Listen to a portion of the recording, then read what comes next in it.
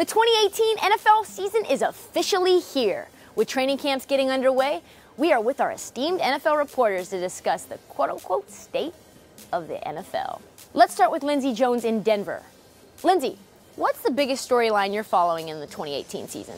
So I think in 2017, one of the best storylines was the breakout year for some young quarterbacks, Carson Wentz, Jared Goff. And I think moving into 2018, one of the biggest storylines is going to be the continuing of the changing of the guard at quarterback. There's a bunch of young quarterbacks that we're going to see a lot of exciting things from. The guys that I'm most interested in seeing them in year two is Mitchell Trubisky in Chicago and Deshaun Watson in Houston. These guys are part of a new generation of quarterbacks who are poised to take over from the Tom Brady's and Drew Breeses and Phillip Rivers, these guys that are entering the twilights of their career. So I think when we move forward into 2018, we're seeing that quarterbacking is as good as it's ever been, and we should be optimistic about the future of the league because of these young guys.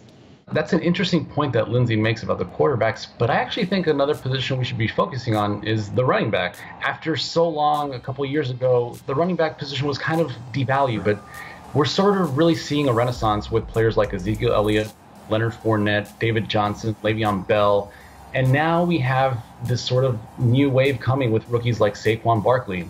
The thing is, these players, they're dynamite in the running game, but what really makes them valuable and dangerous for opposing defenses is how they're versatile in the passing game. Not only are these running backs fantasy football studs, in the case of Gurley, Fournette, and Elliott, really their team's playoff hopes depend on how they run the ball. There's some topics that are going to be watched on the field, but off the field, there's going to be a lot of intrigue as well because of the national anthem policy. The owners set the players up for a big showdown. This is not resolved.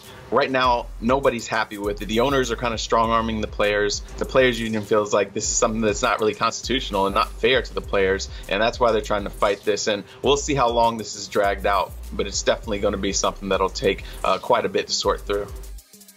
There's a new rule in the NFL this year to take the helmet out of the game. When the rule was hurriedly passed in March, there was a lot of angst expressed by the players. Not sure exactly what to make of it, but here's the gist of it. If a player leads with the crown of his helmet, he could immediately be penalized 15 yards. And then considering how egregious the act is, he could even be ejected.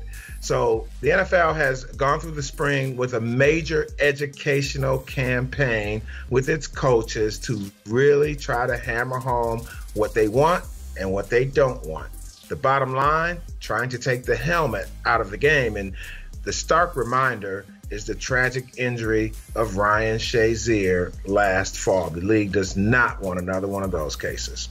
Thanks, guys. And in the meantime, stick with Sports Pulse, your heartbeat to what's trending in sports.